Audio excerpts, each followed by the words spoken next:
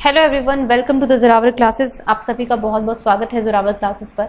और अपने next 10 questions को करेंगे, लेकिन उससे पहले जो है नेक्स्ट 10 क्वेश्चंस को करने से पहले मैं फिर से आपको बता देती हूँ कि द जोरावर क्लासेस ऐप को आप डाउनलोड कर सकते हो फ्रॉम प्ले स्टोर। यहाँ पर ऐप का लोगो जो है वो आपको नजर आ रहा होगा। साथ ही साथ आप हमारा कंटेंट कोर्स जो है वो परचेज कर सकते हैं। यहाँ से आप देख सकते हैं कोर्स में क्या क्या है और कैसा कंटेंट हम लोग करा रहे हैं। डेमो वीडियोस जो हैं आपको यूट्यूब चैनल पर भी मिल जाएंगी, साथ ही साथ आपको ऐप पर भी डेमो वीडियोस मिल जाएंगी। तो जो बच्चे नए जुड़े हैं, उनको नहीं पता है कि हम कैसा पढ़ा रहे हैं, कैसा पढ़ाएंगे, तो आप वहां से डेमो वीडियोस को देख सकते हैं। साथ ही साथ अगर आपको कोई भी प्रॉब्लम हो रही है तो नीचे डिस्क्रिप्शन में लिंक दिया हुआ है आपको, वहां से आप जो है इस ऐप को डाउनलोड कर सकते हैं। आप कंटेंट कोर्स खरीदे ना खरीदे, मैं ये कहूँगी एक बार जाकर देखिए जरूर, ताकि आपको थोड़ा सा आइडिया हो कि किस तरह का कोर्स है, आपके लिए बेनिफिशियल होगा। तो चलिए अब स्टार्ट करते हैं अपनी आज की वीडियो। सो फर्स्ट क्वेश्चन है, learning disability in motor skill is called. तो भाई हमने स्पेसिफिक लर्निंग डिसेबिलिटीज के बारे में बहुत पढ़ा है, ये मैंने आपको कंटेंट कोर्स में भी कराई है कि कौन कौन सी स्पेसिफिक लर्निंग डिसेबिलिटीज होती हैं। बेसिकली हमारे ब्रेन में कोई डिजीज होने से या फिर डैमेज होने से, थोड़ा बहुत इम्पेयरमेंट होने से ये चीज़ें हो सकती हैं कि लर्निंग डिसेबिलिटीज आपको हो जाती हैं। लेकिन इन स्पेसिफिक लर्निंग डिसेबिलिटीज को जो है ठीक नहीं किया जा सकता, ऐसा हम नहीं कह सकते। टाइम के साथ ये ठीक होने लग जाती हैं। ठीक है, तो अब देखिए यहाँ पर जिसके बारे में पूछा गया है वो है लर्निंग डिसेबिलिटी इन मोटर स्किल। यहाँ पे कुछ स्पेसिफिक लर्निंग डिसेबिलिटीज के बारे में लिखा हुआ है। पहली है डिस्प्रेक्सिया, सेकंड है डिसकैल्कुलिया, थर्ड है dyslexia and last is dysphagia, है ना। 4 आपके सामने हैं। तो आप डिसलेक्सिया से तो बहुत अच्छी तरह से वाकिफ होंगे। बहुत बार मैं कहूँगी रिपीटेडली पूछा जाता है एग्जाम्स में, बच्चों को रट गया होगा कि जब भी हमें कोई रीडिंग डिसऑर्डर होता है, जंबल सेंटेंसेस हो जाते हैं हमारे लिए, बच्चों को समझ में नहीं आता है कि बी क्या है, डी क्या है। DOG डॉग पढ़ेंगे तो GOD गॉड पढ़ लेगा। तो इस तरह के जो रीडिंग डिसऑर्डर्स होते हैं उसको वो रिलेटेड होते हैं डिसलेक्सिया से, है ना, जैसा कि आपने तारे ज़मीं पर देखा होगा। And Abhishek Bachchan was also dyslexic. ठीक है, अब बात करते हैं डिस्प्रेक्सिया, डिसकैल्कुलिया एंड डिस्फेजिया। डिसकैल्कुलिया के नाम से स्पष्ट है कि यहाँ पर कैलकुलेशंस में दिक्कत होती है, मैथमेटिकल कैलकुलेशंस में, तो ये भी नहीं होगा, ये भी नहीं होगा। अब बात आती है डिस्फेजिया की और डिस्प्रेक्सिया की। तो देखो जो लर्निंग डिसेबिलिटी आती है मोटर स्किल्स में कोऑर्डिनेट करने में, हाँ बेसिकली वो आती है आपकी ऑप्शन नंबर ए, डिस्प्रेक्सिया बोलते हैं इसको ना, इसका नाम है पर्टिकुलर डिस्प्रेक्सिया। अगर हम बात करें डिस्फेजिया की, तो ये बेसिकली आपका होता है स्पीच से रिलेटेड। जब आप जो है स्पीच में आपको प्रॉब्लम हो जाती है, कई बार जो है कॉम्प्रिहेंशन में भी दिक्कत आती है, आप किसी दूसरे की बात को समझ नहीं पाते हैं, साथ ही साथ अपनी लैंग्वेज में भी प्रॉब्लम हो, तो ये हो गया डिस्फेजिया। तो हमने चारों के बारे में थोड़ा थोड़ा जान लिया है, तो आई होप कि आपको क्लियर हो गया होगा। अब चलते हैं अपने नेक्स्ट क्वेश्चन पर। तो सेकेंड क्वेश्चन है, What is one of the characteristics of oral language development among the infant? तो जो oral language development होती है इन्फेंट्स की, देखिए वैसे तो इन्फेंट की कैटेगरी हम 0 से 2 साल तक के बच्चों को रखते हैं, जो आप जिनको आप शिशु बोलते हैं, बेसिकली शैशवावस्था होती है, वो होती है आपकी 0 से 2 वर्ष तक की। तो यहाँ पर ये पूछा गया है कि कौन सी कैरेक्टरिस्टिक है इनमें से, अगर हम लैंग्वेज डेवलपमेंट की बात करें ओरल लैंग्वेज की, यानी कि मौखिक भाषा की। ऑब्वियसली ओरल ही होगी, क्योंकि रिटन लैंग्वेज तो उनको आती ही नहीं है। 0 से 2 साल तक के वर्ष के बच्चे जो होते हैं, रिटन उनको कहाँ आती है। तो देखते हैं, टॉक इन सेंटेंसेस, यानी कि वाक्य में बातें करना। जैसे मैं आपसे बातें कर लूँ, आप अपना नाम बताइए, आप अपना नाम बताएंगे, आप कहाँ पर रहते हैं, तो मैं कहूँगी मैं दिल्ली में रहती हूँ। इस तरह से सेंटेंसेस में बातें करना। तो 0 से 2 साल तक का बच्चा जो है इस काबिल नहीं होता है कि वो इस तरह से बातें कर पाए। फिर है से 4 लेटर वर्ड्स, यानी कि 4 अक्षर के शब्दों को कहना। 4 अक्षर के शब्द जैसे कि आपके पास हो गया, मान लीजिए अजगर, हिंदी में बात करें तो अजगर, पूरा एक 4 मतलब वर्ड्स 4 लेटर्स का सेंटेंस बन गया। या इंग्लिश में कुछ और भी हो सकता है, COME कम हो गया, या जो भी हो गया। तो इसमें थोड़ी सी क्लैरिटी नहीं है, क्योंकि हिंदी में अगर 4 लेटर वर्ड्स पर अगर आप जाएंगे तो बहुत बड़ा वर्ड हो जाता है इन्फेंट्स के लिए, है ना। Speaking the words in a voice, या फिर do not develop language at their age. तो ये 4th सेंटेंस कह रहा है कि यहाँ पर वो लैंग्वेज को डेवलप नहीं करते हैं। तो ये चीज़ वैसे गलत है, क्योंकि लैंग्वेज डेवलपमेंट स्टार्ट हो जाता है यहाँ पे 0 से 2 से। लेकिन जब ईगो कह रही हूँ, वो जो प्री ऑपरेशनल आपकी जो स्टेज होती है पियाजे के अकॉर्डिंग, जो प्री ऑपरेशनल स्टेज होती है, या फिर आप इसको अर्ली चाइल्डहुड कह सकते हैं, उस स्टेज पे जो है बच्चे का लैंग्वेज डेवलपमेंट पीक पर होता है। लेकिन वो स्टार्ट यहीं से हो जाता है, मतलब 0 से 2 साल तक का होते होते बच्चा जो है बैबलिंग करना और साउंड्स प्रोड्यूस करना जान लेता है। जैसे कि है ना, speaking the words in his voice, ये यहाँ पर करेक्ट ऑप्शन होगा। जैसे कि मम मम बोलता है, माँ बोलता है, इस तरह से पापा, मतलब साउंड्स जो है ना, ध्वनियाँ जो है उनको पकड़ लेता है और उनको बोलना स्टार्ट कर देता है, रिपीट करता है इन चीज़ों को। तो ये करता है 0 से 2 वर्ष तक का बच्चा। Speaking the words in a voice, मतलब एक आवाज़ में बोल देता है, शब्दों को आवाज़ में बोलना। यहाँ पर मतलब ये है कि एक तरह की साउंड्स को प्रोड्यूस कर लेना उन चीज़ों में, है ना, वो इसके लिए वॉइस में प्रोड्यूस कर लेते हैं इस चीज़ को। तो ऑप्शन नंबर सी यहाँ पर बिल्कुल करेक्ट होगा। अब चलते हैं अपने नेक्स्ट क्वेश्चन पर। Environmental factors that shape development include all of the following except. तो जो एनवायरमेंटल फैक्टर जो हमारी डेवलपमेंट को एक तरह से आकार देते हैं, इनमें से होगा किसी एक को छोड़कर, है ना, मतलब सारे होंगे लेकिन एक नहीं होगा। और एनवायरमेंटल फैक्टर की बात यहाँ पर होती है जिससे हमारी डेवलपमेंट जो है वो बूस्ट होती है एक तरह से। तो quality of nutrition, quality of education, physique और आपका कल्चर। तो देखिए, न्यूट्रिशन की जहाँ तक बात है, तो अगर आपको अच्छा खाना नहीं मिलेगा, आपको अच्छा पानी नहीं मिलेगा, आपको अच्छे न्यूट्रिएंट्स नहीं मिलेंगे करेक्ट मात्रा में, तो आपकी डेवलपमेंट अच्छी नहीं होगी। ये हम सब जानते हैं।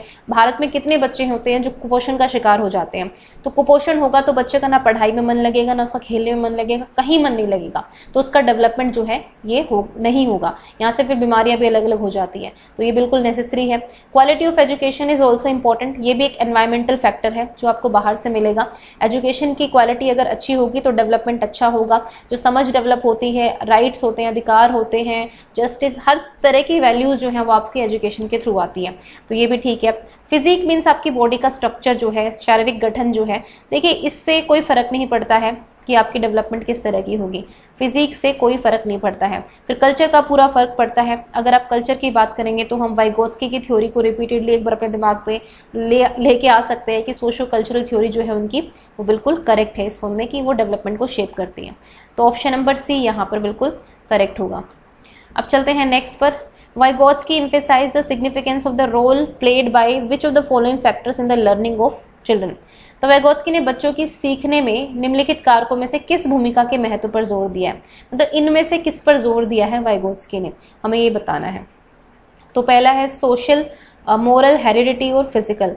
तो जैसा कि तो बिल्कुल इजी क्वेश्चन है, हम सबको पता है कि सामाजिक जो उनकी सांस्कृतिक सामाजिक थ्योरी थी उनकी, बेसिकली डेवलपमेंट की जो थी सोशो कल्चरल थ्योरी हम उसको बोलते हैं। तो यहाँ पे ऑब्वियसली आंसर नंबर ए होगा। मोरालिटी के बारे में कोई बात नहीं की उन्होंने, मोरालिटी के बारे में कोलबर्ग और पियाजे ने बात की है। हेरिडिटी एक डेवलपमेंटल फैक्टर है, हम मानते हैं कि हेरिडिटी और एनवायरनमेंट दोनों का रोल होता है।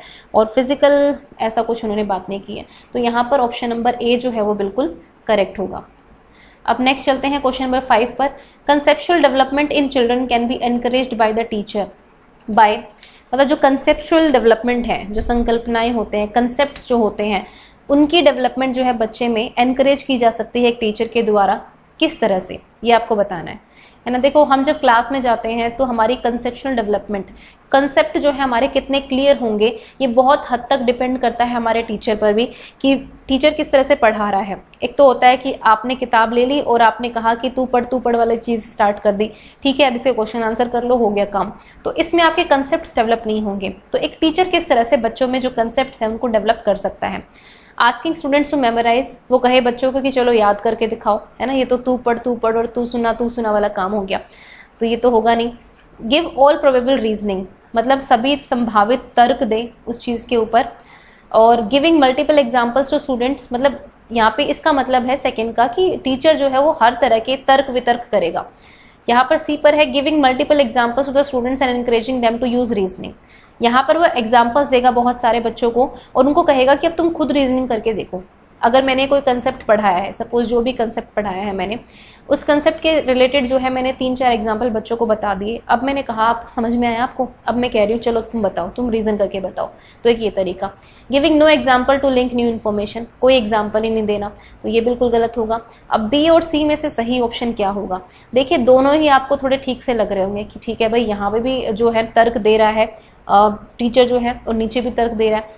देखो अगर टीचर खुद तर्क कर दे देगा तो आप सोचिए कि वहां पर जो बच्चे की सोच है वो इतनी डेवलप नहीं हो पाएगी। जब बच्चा खुद तर्क देगा ना, तर्क वितर्क लेकर आएंगे, तब आपको लगना चाहिए कि हाँ भी बच्चे कुछ सोच रहे हैं। अगर वो पैसिवली बैठे हैं आपके क्लास में, बस आपको सुने जा रहे हैं, आपके तर्क सुने जा रहे हैं, तो कोई फायदा नहीं है।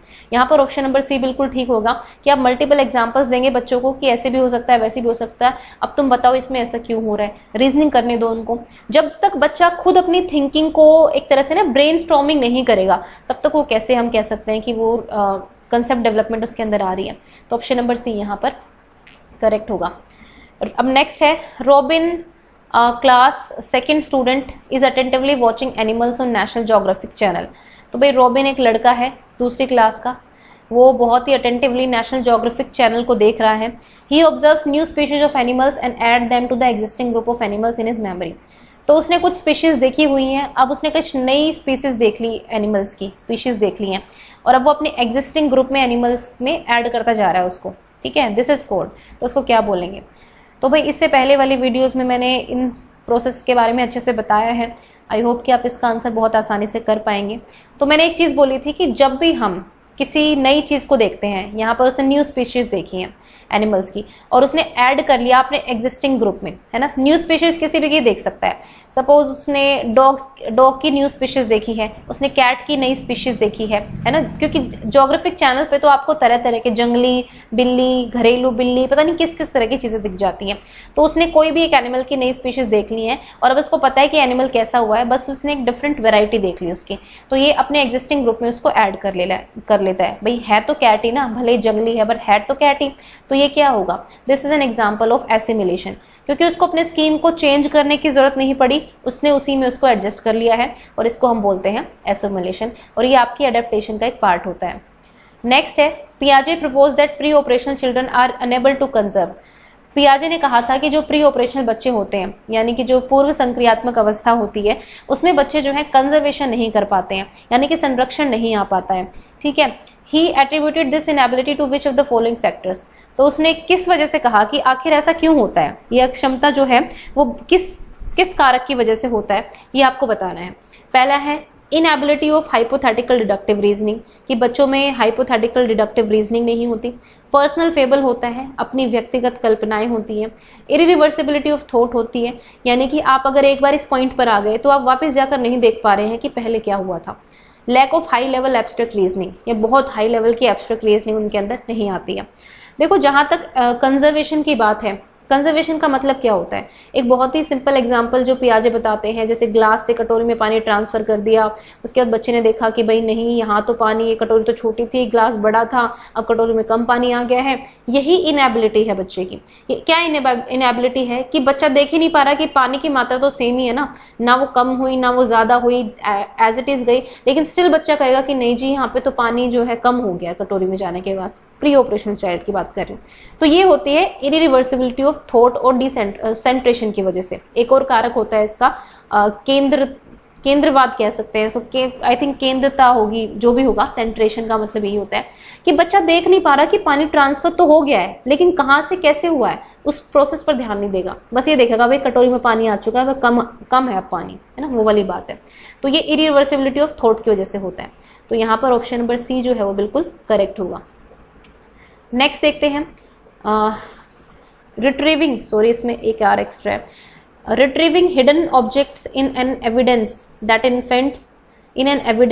Infants have begun to master, sorry is an evidence, मैं गलत पढ़ रही हूँ, really sorry. Retrieving hidden object is an evidence that infants have begun to master which is the following cognitive function. भाई अगर छुपी हुई वस्तुओं को बच्चा देख पा रहा है ना, ढूंढ निकाल रहा है, तो ये किस तरह का एग्जाम्पल है, किस चीज़ का एग्जाम्पल है, कौन सा कॉग्निटिव फंक्शन है ये? तो ये जो हिडन ऑब्जेक्ट्स को ढूंढ निकालना बच्चा सेंसरी मोटर स्टेज में जो है वो कर लेता है, और मतलब स्टेज के एंड में आते आते बच्चा केवल एक जगह से नहीं बल्कि दूसरी जगह से भी उसको ढूंढ निकालता है। यानी कि ए जगह पे छुपाया, फिर एकदम से बी पे भी छुपा दिया, तो बच्चा ए पे ही नहीं बल्कि बी पे भी ढूंढ लेगा जब तक वो स्टेज के एंड में आता है। तो यानी कि यहाँ पर इसको हम क्या बोलेंगे? Intentional behaviour, object permanence, problem solving या experimentation. So this is the example of वस्तु स्थायित्व यानी कि ऑब्जेक्ट परमानेंस। इसका मतलब होता है कि बेबी को ये पता होता है कि आपने उसकी आंखों से ओझल तो कर दिया वो चीज़, लेकिन वो वहीं पर है। अगर आप कहेंगे ना चिड़िया ले गई, ये ले गया, वो ले गया, लेकिन वो चीज़ वहीं पर होती है। तो ऑप्शन नंबर बी यहाँ पर करेक्ट होगा। नेक्स्ट है differences in learning styles among learners में बी एट्रीब्यूटेड टू। तो विद्यार्थियों में पाई जाने वाली जो अधिगम शैलियाँ होती हैं वो भिन्न हो सकती हैं, उसका कारण क्या होगा ये आपको बताना है। Socialisation process of learner, thinking strategies adopted by learner, economic conditions of the family, parenting of the child. तो देखिए हर बच्चे का जो लर्निंग स्टाइल होता है ना डिफरेंट होता है। कुछ बच्चे पिक्चर से ज़्यादा अच्छे से समझते हैं, कुछ बच्चे लिखकर मतलब नोट्स के थ्रू अच्छा समझते हैं, कुछ बच्चे जो हैं कॉग्निटिव मैप्स के थ्रू समझते हैं, कुछ बच्चे टीचिंग एड्स आप अगर मान लो फ्लैश कार्ड दिखा दोगे तब ज़्यादा बेटर होंगे, कुछ वीडियो देख के, कुछ ऑडियो सुन के, तो इस तरह से चलता रहता है। तो हमें ये बताना है कि ऐसा क्यों है। क्या ये सोशलाइजेशन प्रोसेस का असर है? जी नहीं, सोशलाइजेशन का इससे कोई फर्क नहीं पड़ता है, क्योंकि कॉग्निटिव स्टाइल की बात हो रही है यहाँ पर। थिंकिंग स्ट्रैटेजीज क्या बच्चा ले रहा है? बिल्कुल करेक्ट होगा। बच्चे की खुद की थिंकिंग स्ट्रैटेजीज क्या है, वो क्या सोचता है, किस तरह से सोचता है, उसकी थिंकिंग पर कौन कौन सी चीज़ें अफेक्ट करती हैं, वो सब जो है उसी के कारण होता है, उसके जो लर्निंग स्टाइल्स होते हैं। इकोनॉमिक कंडीशन से कोई मतलब नहीं है, पेरेंटिंग से भी यहाँ पर कोई मतलब नहीं है। तो ऑप्शन नंबर बी जो है वो यहाँ पर बिल्कुल ठीक होगा। अब हम चलते हैं लास्ट क्वेश्चन पर। What is the mug and jug model? Mug and jug model क्या है? देखिए मग क्या है, जैसे कि सिंपल एक मग है ये, ठीक है, इससे जो है आपने जग में ट्रांसफर कर दिया, ठीक है, यहाँ से यहाँ पर आपने ट्रांसफर कर दिया, ये है jug and mug model. Mug and jug and mug, मतलब कंफ्यूजन थोड़ा सा रहेगा आपको। मतलब बात ये है कि यहाँ से मग से भरा और जग में डाल देगा चले गए, है ना, भरा डाला, ये वाली बात है। तो ये कौन सा मॉडल है ये बताना है। तो एक मॉडर्न वे है टीचिंग का क्लासरूम में, एक आधुनिक तरीका है, एक पुराना प्राचीन तरीका है जो आपको गुरुकुल वगैरह में होता था, लेटेस्ट है, नया है बिल्कुल, या फिर एक ट्रेडिशनल वे ऑफ टीचिंग है।